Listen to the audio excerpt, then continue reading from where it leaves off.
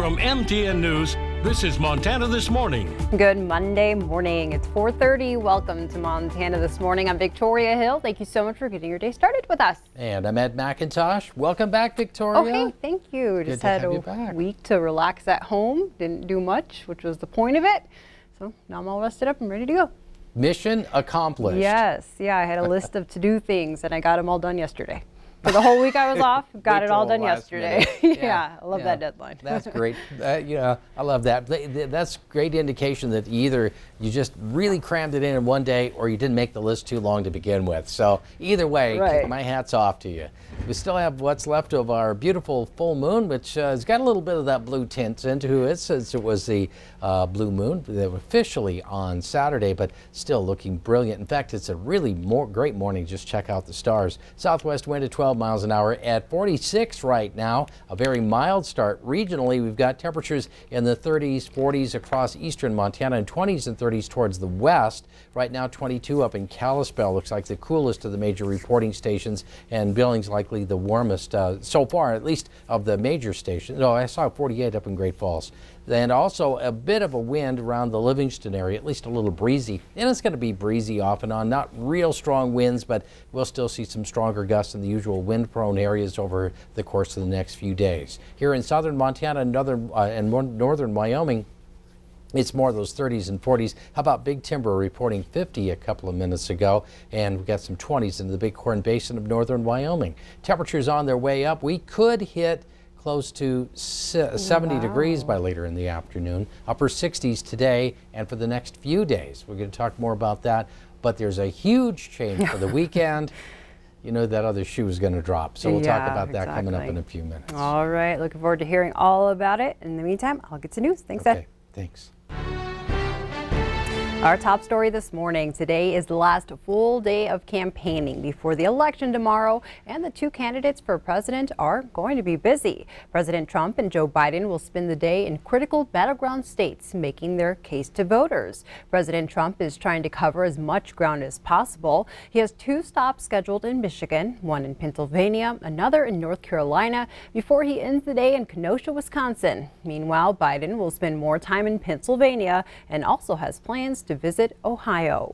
A new CBS poll shows Biden has a lead among the record number of Americans who have already voted. The poll also shows President Trump is the main choice among people who say they are voting on Election Day, indicating he could see a Tuesday surge.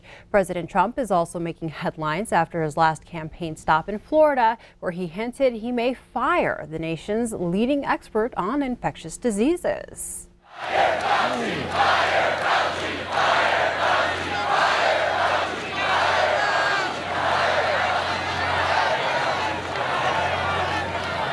Don't tell anybody, but let me wait till a little bit after the election. I appreciate the advice. I appreciate that. No, he's been wrong on a lot. He's a nice man, though. He's been wrong on a lot. And a judge is forcing the U.S. Postal Service to comply with what they are calling extraordinary measures for ballot delivery. Today, the USPS must remind staff across the country to use the express mail network for ballots traveling a long distance. The ruling states local ballots must reach their destinations the same day or the next morning. Still, some states will count ballots that arrive after Election Day if they're postmarked on or before it. The judge is imposing additional measures in some battleground states. Security at the White House is going to be boosted due to fears of possible unrest after the election. Today, officials will begin to put up what they describe as a non-scalable wall around the building. 250 National Guardsmen and police officers will also be on hand to protect it. Many business owners in large U.S. cities also believe there could be major destruction on election night and the days that follow. They've been boarding up their shops against possible vandalism and looting. The FBI is investigating the actions of supporters of President Trump who swarmed a Joe Biden campaign bus in Texas. A Biden campaign official described this weekend's incident as an attempt to slow down the bus and run it off the road. Campaign staff said nearly 100 vehicles displaying Trump 2020 flags were involved, slowing the tour bus to roughly 20 miles per hour on the interstate. Staffers on the bus called 911, which eventually led to local law enforcement assisting the bus to its destination. No one was hurt. Yesterday, President Trump said his supporters were protecting the bus because they're nice people. On to crime news. Here in Billings, a man was killed and another was injured in two separate shootings. Early yesterday morning, police responded to the 4100 block of King Avenue East. A 30-year-old was taken to the hospital where he died.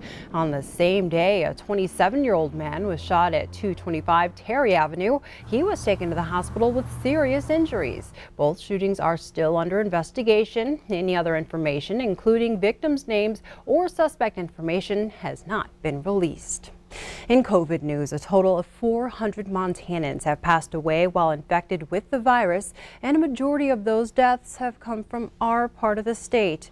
Yesterday, Bighorn County health officials reported 2 more residents had died on Friday and Saturday.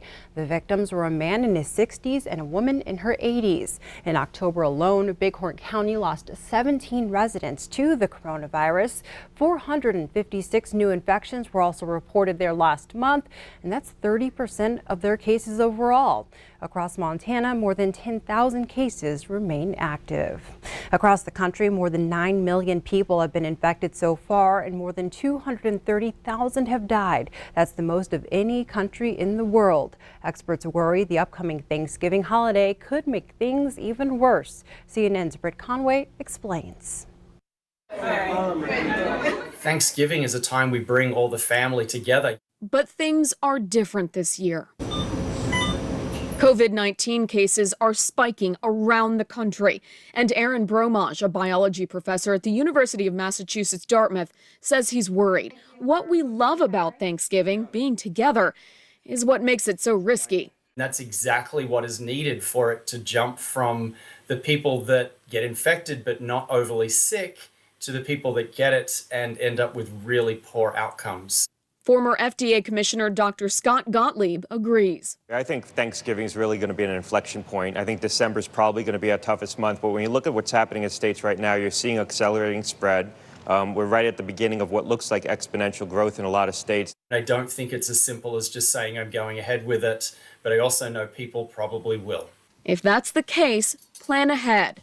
Make sure that all the interactions you've got in that week leading up to it are very low risk, so the chance of you being infected are low. Other things to consider: who needs to travel and from where? Can you gather outside or open a window? Can people from different households stay at least 6 feet apart? But if any of your loved ones are high risk, really think about, changing those plans to not having it. Because a Thanksgiving without COVID-19 is something to be thankful for. I'm Britt Conway reporting. Also making headlines this morning, at least 10 people have died after a typhoon swept across the Philippines yesterday. More than 2 million people were affected by the storm that passed over the south part of the country's main island. When Typhoon Goni hit, it packed wind speeds of over 130 miles per hour. Government officials say more than 300 homes are now underwater. Meteorologists say the typhoon was the equivalent of a Category 5 hurricane. In Turkey, the search for survivors continues after a 7.0 earthquake hit on Friday. The country's officials say the death toll has climbed to 80 and nearly 1,000 others have been injured. The large quake spurred more than 900 aftershocks, also triggering what authorities called a mini tsunami, causing streets to flood. Those leading the search efforts said there's no clear number on how many people are still under the rubble. In Canada, a 24-year-old man is behind bars after killing 2 people and injuring 5 others with a sword. Dressed in medieval clothing for Halloween, the man began his stabbing spree in downtown Quebec City Saturday night. Police were finally able to locate and arrest him yesterday, but have yet to release his name. The motive for the crime is unclear, but investigators say they've ruled out terrorism. The 5 injured victims were transported to hospitals and are expected to make full recoveries. As a group of firefighters helped their community evacuate from dangerous fires, the flames ended up destroying their homes. Reporter Alexa Liaco was there as volunteers arrived from hundreds of miles away with a big surprise. The smoke was just choking out the sun. It was basically like during the daytime pitch black. Like I had all my lights on in the car, the spotlights on, and you still couldn't see like 10, 15 feet in front of you. It sounded like some kind of a freight train. It just was total chaos and people were scared. By the time the sun set on September 8th in Happy Camp, California, the glow of the Slater fire lit up the sky. Winds fueled the flames, leveling 100,000 acres within hours. I knew my home probably was going to burn. I could only hope that it would survive.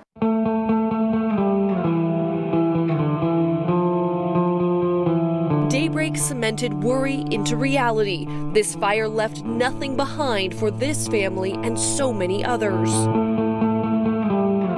It's heartbreaking seeing my house and my friends' houses that are in there burnt to the ground. The only thing that's left is memories. Memories of a home, of a family legacy built in this town for generations, now reduced to ash. That's emotional. I don't even like to go back there. The stuff that was special to me really was like not valuable even. It was like stuff that my grandfather had given me, or things like that that were sentimental for that reason, because they're connected to my family history. The loss made even harder for Chance and Jason Rasmussen because they never thought they'd be the ones needing help. While you're talking to people that you're evacuating and they're going through the same thing. But as the firefighter and Forest Service officer worked to protect their own community, they found themselves left in the wake of destruction. When I knew that I was actually homeless, that was like the worst feeling. After a month of moving from place to place, having nowhere to call home, a surprise came that left these first responders speechless. You ready? Yep. Yeah? Come check it out. Let's go see. We told the donor today that it was going to a firefighter. She was just started crying. Come on in. Volunteers from emergencyrv.org drove this donated RV from Oregon to Northern California. Yeah, this is perfect. You can use it for as long as you need it. Between being on the front lines of the pandemic and this natural disaster, this group wanted to give these men a break. I like it. This is cool. It doesn't make sense that a firefighter loses his home and has nowhere to go, or sleeping in a tent, or has to sleep at the station. I mean, we want to give them a place to call home until they get back on their feet. It kind of restores my faith in humanity, because you see all this bad stuff on the media about riots and all that stuff happening, and just knowing that people are out there like this to come and do it is just real heartwarming. I'm Alexa Liaco.